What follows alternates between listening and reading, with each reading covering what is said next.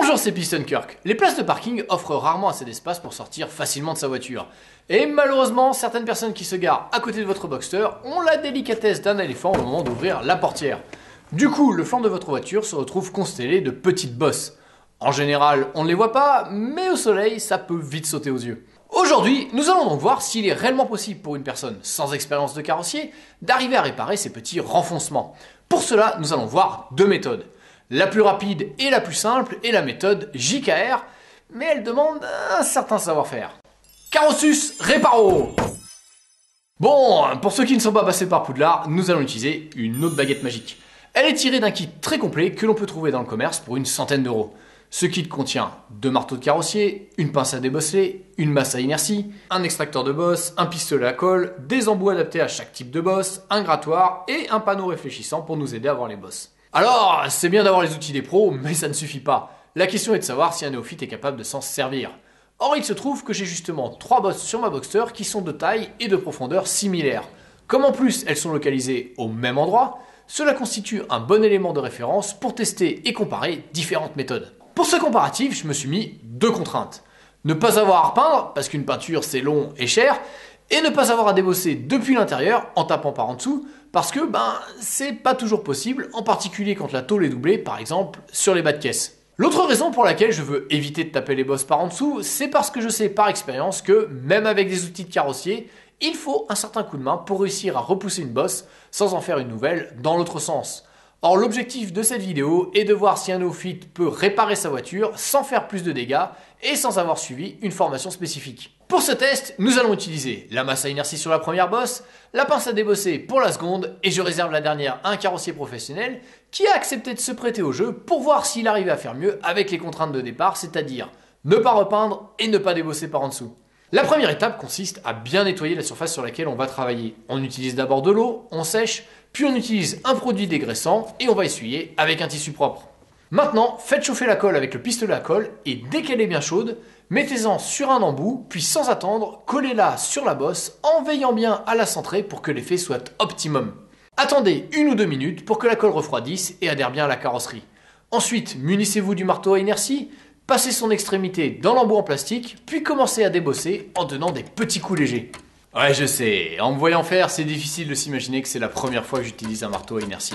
Il se dégage une telle délicatesse dans la gestion de ce mouvement rectiligne sinusoïdal que certains esprits mal placés vont tout de suite aller s'imaginer que pareille maîtrise est forcément le reflet d'une longue pratique avec un outil similaire.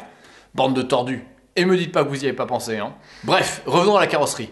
Il faut faire attention à ne pas mettre de trop grands coups dès le départ, sinon la colle va céder brutalement sans avoir pu redresser la tôle. Il faut taper par petits coups délicats en veillant bien à rester perpendiculaire à la carrosserie pour optimiser l'effet de traction. Augmentez la puissance de vos coups progressivement pour sentir le seuil de tolérance de la colle. Normalement, à force de taper dessus, le renfoncement de la tôle va se résorber petit à petit. Malheureusement, la colle va céder bien avant que la tôle ne soit revenue à sa place. Il va donc falloir renouveler l'opération plusieurs fois. Avant de recommencer, je tenais à signaler que pour cette première fois, je n'ai pas été particulièrement véloce car je ne connaissais pas les limites de la colle. Un professionnel qui a le coup de main est beaucoup plus rapide. Avant de pouvoir recommencer, il va falloir enlever les résidus de colle. Avec de la chance, la colle est restée uniforme. Il est alors plus facile de la décoller. Pour cette opération de décollage, afin d'éviter de rayer la carrosserie, on va utiliser la spatule en plastique souple fournie avec le kit de carrossier. Commencez par soulever un côté et tirez progressivement. Comme c'est pas forcément toujours simple de la décoller, si la colle résiste trop, lorsque vous avez tiré un bout, pulvérisez du solvant entre la colle et la carrosserie, ce qui va faciliter le décollage. Une fois que le gros de la colle est retiré, il faut nettoyer avec le solvant les résidus qui sont restés sur la carrosserie. L'embout en plastique doit aussi être nettoyé pour qu'on puisse le réutiliser. Et franchement, c'est pas très simple car il y a des renfoncements partout. Gratter ne suffit pas toujours, il faut utiliser le solvant en bonne quantité et le laisser agir. N'oubliez pas ensuite d'essuyer avec un tissu imbibé de solvant pour retirer un maximum de colle. Si tout s'est bien passé, les restes de colle ressemblent à ça. Ça fait des belles petites galettes de colle bien homogènes. Malheureusement, ça se passe pas toujours aussi bien. Parfois, la colle se décompose en tout petits morceaux, ça devient alors très pénible et surtout très long à enlever. Pour être tout à fait honnête, dans cette opération, ce n'est pas le débossage le plus long, c'est le nettoyage qu'il faut faire entre chaque tentative. Une fois que tout a été nettoyé, j'ai renouvelé l'opération encore 2 fois. À l'arrivée, le résultat était nettement mieux qu'avant. De loin, on ne voit plus rien. Cependant, ce n'est pas parfait. il reste un très léger renfoncement que l'on peut percevoir lorsqu'on regarde la carrosserie de façon rasante. J'ai voulu faire disparaître ce résidu de bosse, mais la 4e tentative n'a pas eu l'air d'améliorer les choses, ni la 5e d'ailleurs. Du coup, j'ai décidé de m'arrêter là pour m'attaquer à la bosse suivante avec la pince à débosser. La première étape est la même. On chauffe la colle, on en met sur l'embout en plastique, on le colle sur la bosse et on attend que ça sèche. Ensuite, on passe la pince dans l'embout, on pose les pattes latérales bien à plat, puis on règle la hauteur de la pince pour qu'elle se mette au niveau de la tête de l'embout. À présent, on peut commencer à débosseler.